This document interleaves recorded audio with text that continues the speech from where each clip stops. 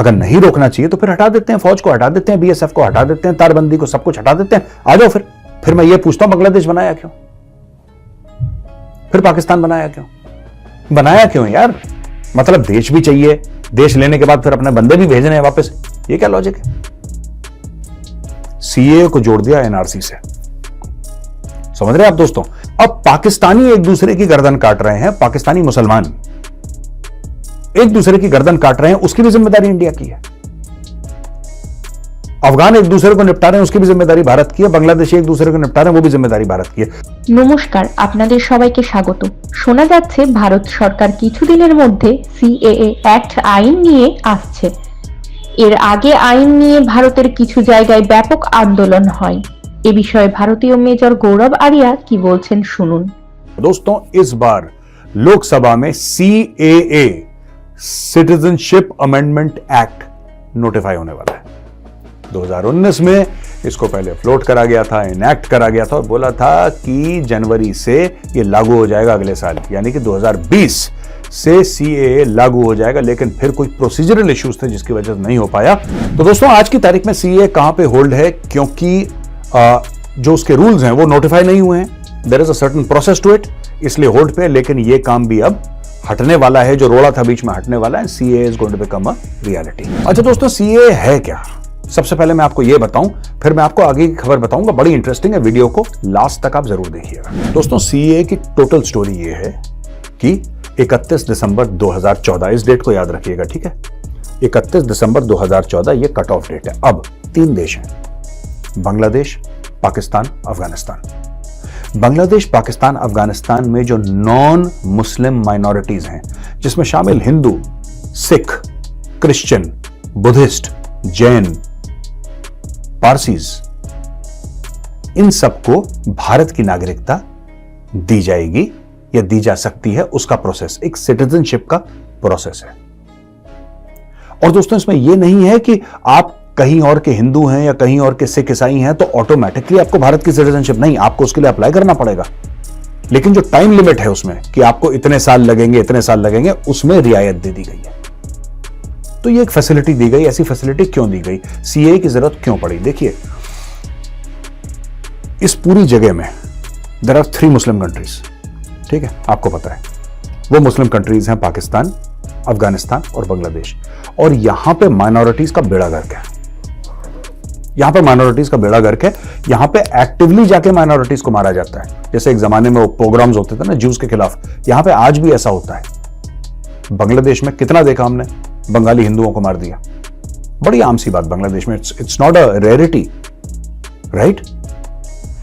अफगानिस्तान में तालिबान है, पाकिस्तान में तो अलग ही खेल चल रहा है। पाकिस्तान में कन्वर्ट कर दिया हिंदू लड़कियों को। मतलब दुनिया भर के, आप समझ लीजिए, जो सैवेजरी जो है, जो बर्बरता है, उसकी कोई सीमा नहीं है वहां पे। तो उन लोगों को बचाना है, तो उन लोगों को बचा के भारत लाना है। यह पूरा प्लान था सीएए। लेकिन भारत में काफी लोगों ने इसको प्रोटेस्ट करा, इसके खिलाफ। सीएए को जोड़ दिया एनआरसी से, समझ रहे हैं आप दोस्तों? सीएए को जोड़ दिया एनआरसी से। एनआरसी क्या है?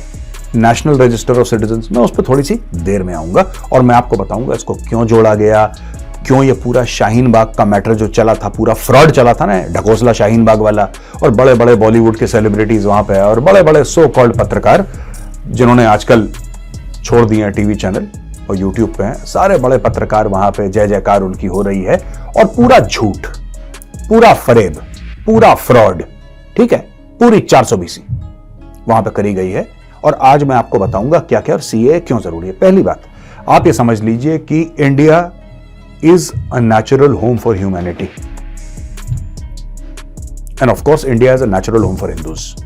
एक बात मेरी ये क्लियर कर लीजिए। दूसरी चीज ये है कि दूसरी जगह का जो हिंदू और सिख है, जो ईसाई है, जो जैन है, बौद्ध है, पारसी है, वो जाएगा कहां यार अगर भारत नहीं आएगा तो?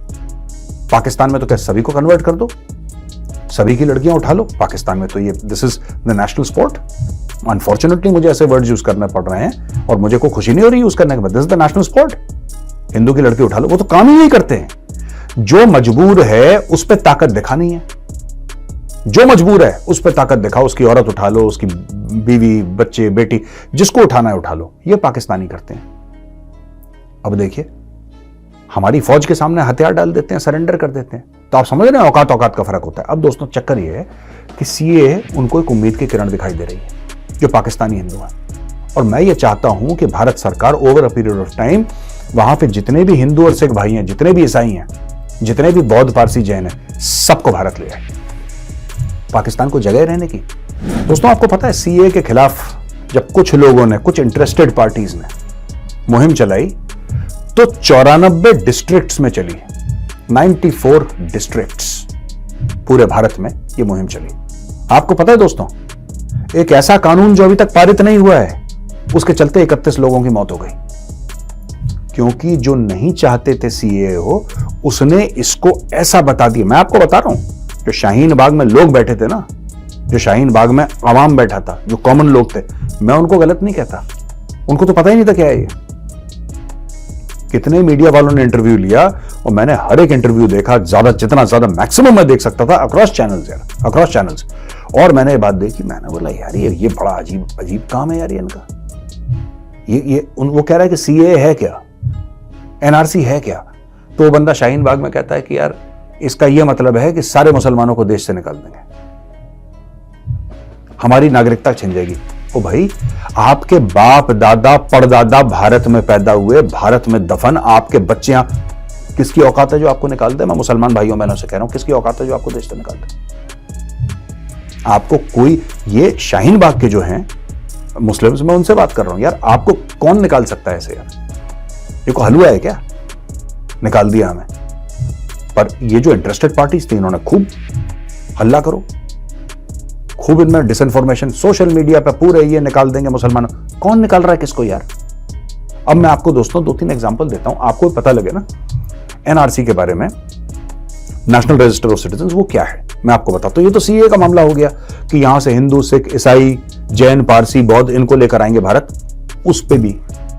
अब कुछ लोगों का ये कहना है, वापस सीए जाता हूं 1 मिनट के लिए, कुछ मुस्लिम नेता ये कह रहे थे कि यार हम वहां से मुसलमानों को भारत क्यों नहीं ला सकते? दिमाग देखिए, I am talking about some Muslim leaders, I am not talking about all, मैं सबकी बात नहीं कर रहा, कुछ, कि भाई वहां से हम मुसलमान क्यों नहीं ला सकते? मुसलमानों के साथ जो पाकिस्तान में मुसलमान रह रहा है, बांग्लादेश में मुसलमान रह रहा है, जो अफगानिस्तान में मुसलमान रह रहा है, उसको भारत क्यों नहीं ला सकते? क्या उसकी जान खतरे में नहीं है? भाई साहब तुसी ग्रेट हो, उसकी जान खतरे में नहीं है और दूसरों की जान के लिए खतरा है वो। Islamic Republic of Pakistan, Islamic emirate of Afghanistan और बांग्लादेश भी इस्लामिक है, वो तो मुसलमानों के लिए तीनों देश हैं ही। उनको किससे खतरा है? वो दूसरों के लिए खतरा है। आप नहीं समझ रहे मेरी बात। मैं फिर से वो मौलाना साहब का नाम भूल गया, मैं टीवी पे बड़े जोर जोर से बयानबाजी कर रहे थे, वो कह रहे थे कि वहां पे मुसलमान भी तो कुछ खतरे में हैं। किससे खतरे में? दूसरे मुसलमानों से ना, दूसरे मुसलमानों से ना। अब यार इसमें हम क्या करें? And how is it our responsibility and how is it our problem? Pakistan को इस्लाम के नाम पे एक अलग देश बना दिया, ठीक है। अब पाकिस्तानी एक दूसरे की गर्दन काट रहे हैं, पाकिस्तानी मुसलमान एक दूसरे की गर्दन काट रहे हैं, उसकी भी जिम्मेदारी इंडिया की है। अफगान एक दूसरे को निपटा रहे हैं, उसकी भी जिम्मेदारी भारत की है। बांग्लादेशी एक दूसरे को निपटा रहे हैं, वो भी जिम्मेदारी भारत की है। वो माइनॉरिटीज को तो मार ही रहे हैं, वो खुद को भी गला काट रहे हैं, वो भी जिम्मेदारी हमारी है। ये भाई साहब कह रहे हैं कि आप ही सॉल्व करो उसको। क्यों सॉल्व करें भाई? आपको आपका देश मिल गया, खुश रहो वहां पे यार, हमें अपने देश में रहने दो। अच्छा, अब आते हैं एनआरसी पे। देखिए दोस्तों, बात सिंपल सी है। एनआरसी की जब बात हुई तो बोला कि साहब एक झूठ फैलाया गया कि मुसलमानों को ना देश से निकाल देंगे यार, देश से निकाल देंगे, देश से निकाल देंगे, सारे मुसलमानों को देश से निकाल देंगे, ये मोदी की साजिश है, इसकी साजिश है, अमित शाह की साजिश। ये जैसे लोग ड्रामा करते हैं अपना सोशल मीडिया पे, पढ़ाई लिखाई करनी नहीं है, किसी ने 100 रुपए दिए, ट्वीट करना शुरू कर दिया। अब ध्यान से सुनिएगा दोस्तों, ऐसा है कि भारत है, ठीक है, एक राष्ट्र है। ये कोई होटल तो नहीं है कि जिसका मन चाहे यहां पे रह लिया। ऐसा तो हम घर पे भी अपने अलाउ नहीं करते। तो भाई जब हम अपने घर पे अलाउ नहीं करते तो हम अपने देश में कैसे अलाउ कर सकते हैं, ये बताइए। आप सोचिए जरा, आप अपने घर में किसी अरे गरे तो कह रहे को आने दोगे कि आ जाओ रह लो यहाँ पे? Will you allow? आप भाई साहब किससे मिलने आयो, क्यों आयो, क्या है, अभी टाइम नहीं है, कल आना। एक प्रोसेस होता है ना कि कौन है भाई, बताओ क्या मदद चाहिए।